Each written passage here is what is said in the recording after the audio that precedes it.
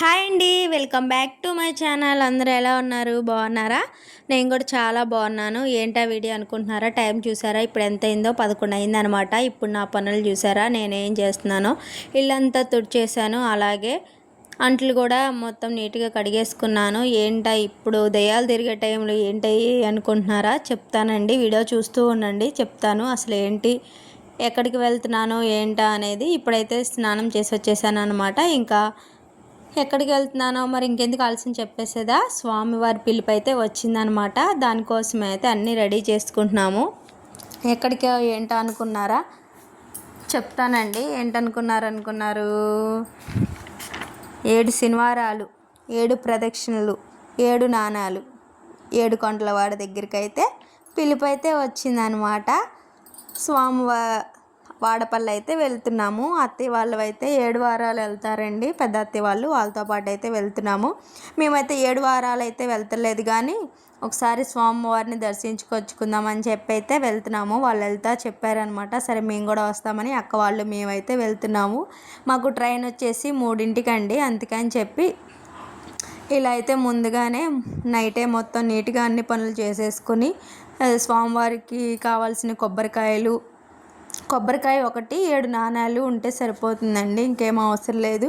ఇలా 7 నాణాలు అన్నీ అయితే సిద్ధం చేసేసుకున్నాను. మళ్ళీ మార్నింగే కదా హడావిడి ఉంటుందని. నిజం చెప్పనా, నాకు వెళ్తున్నాను అనే ఆనందంలో అసలు నిద్ర కూడా పట్టలేదండి. ఇంకా అలానే కూర్చుని ఏం చేస్తుంది, ఇంకా ఎప్పుడు వెళ్తామా అని కూర్చున్నాను అనమాట. ఇంకా ఇలా అన్నీ రెడీ చేసుకుంటూ ఉన్నాను అనమాట. మిగతా చిల్లర కూడా ఇక పర్సులో అది పెట్టేసుకుని, పర్సు అలాగే వాటర్ బాటిల్ అన్నీ పెట్టేసేసుకున్నాము. అసలు మేము ఎక్కడి నుంచి వెళ్తున్నాము ఏంటి, మాకు బడ్జెట్ ఎంత అయింది అన్నీ అయితే మీకు వీడియోలో అయితే చెప్పేస్తాను. మేమైతే నిడిబ్రోలు, పొన్నూరు తెలిసి ఐడియా ఉంటే అక్కడి నుంచి అయితే వెళ్తున్నామండి. నిడిబ్రోల్ టు రాజమండ్రి ట్రైన్ అయితే వెళ్తున్నాము. మా ట్రైన్ వచ్చేసి 3ంటికి అనమాట. ఇక మేము ఎలా వెళ్ళాము, మాకు బడ్జెట్ ఎంత అయింది ఏంటనేది ఆ వివరాలు కూడా చెప్పేస్తాను. ఇప్పుడైతే ఇంకా చెప్పాను కదా, ఇంకా అన్నీ సర్దుకుంటూ ఉన్నాను. ఇంకా అట్లా టైం కూడా అయిపోయింది. ఇంకా స్నానం చేసి వచ్చేసాను మళ్ళీ కూడా, ఎందుకంటే మనం మార్నింగ్ 3 కల్లా వెళ్ళామంటే 7 కల్లా వెళ్ళిపోతామంటండి. ఇంకెళ్ళంగానే స్వామివారిని దర్శనం చేసేసుకోవచ్చు అని చెప్పేసి ఇంకా స్నానం అది చేసేసి రెడీ అయిపోయి అయితే వెళ్తున్నాము. నేను ఎలా రెడీ అవుతాను ఏంటనేది కూడా మీకు సింపుల్గా చూపించేస్తున్నాను. నేనైతే ఏం క్రీములు అలాగే ఏం మేకప్ అయితే వేయనండి, నార్మల్గా అయితే రెడీ అయిపోయాను. ఇలా పూలు అయితే అక్క అయితే పూలు ఇచ్చేసారు. ఇంకా పూలు అది కూడా పెట్టేసుకుని రెడీ అయిపోయి వెళ్తున్నాం అనమాట. ఇప్పుడు ఇది చూసారా, ఇలా అయితే రెడీ అయిపోయాను. ఇప్పుడు టైం వచ్చేసి 1 అయితే అయిందండి. మనం ఇక్కడ నుంచి వెళ్ళి రెడీ అయ్యి అయ్యేసరికి అదిగోండి 1:15 అయితే అయింది కదా. ఇంకా మేము అక్కడ ట్రైన్ దగ్గరికి వెళ్ళేసరికి వాళ్ళ లేట్ అయింది. మేము వెళ్ళే రోజు అయితే లేట్ అయిందనమాట. మాకు ట్రైన్ 3ంటికి అలా వచ్చింది. ఇంకా అయితే వెళ్ళాము. అంటే ఇక్కడ నుంచి మనం అందరం మేమైతే ఒక 10 మంది దాకా వెళ్ళామండి. అందరూ రెడీ అయ్యి వచ్చేసరికి అలా అయిద్దని అత్తయ్య అయితే 1 గంటకల్లా రెడీ అయిపోండి అని చెప్పారు. ఇంకా మేము రాజమండ్రిలో దిగేసరికి 7 అయింది టైము మార్నింగు. ఇక అక్కడి నుంచి అయితే మేము ఎప్పుడు వెళ్ళామంటే శనివారం అయితే వెళ్ళలేదండి, ఎందుకంటే శనివారం అస్సలు రష్ ఉంటారు, మనం ప్రదక్షిణలు చేసే ఖాళీ కూడా ఉండదు. అందుకే అత్తయ్య వాళ్ళు ఏం చేస్తున్నారంటే బుధవారం కూడా వెళ్ళొచ్చు అని చెప్పి బుధవారం అయితే 7 బుధవారాలు వెళ్తున్నారు అనమాట. అందుకని మేము కూడా బుధవారం వెళ్ళాము.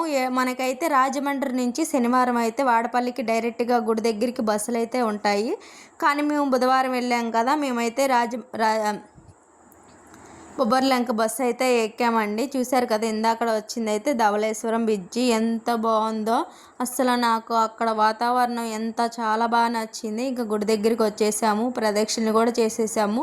గుళ్ళు అయితే ఫోన్ అయితే ఎలా లేదండి. తర్వాత ప్రదక్షిణలు అయితే చేసి బయట కూర్చున్నాము. అక్కడ చిన్న క్లిప్స్ అయితే చూపెట్టాను లోపల అనమాట. అది చూశారు కదా ధ్వజస్తంభం, అది కూడా.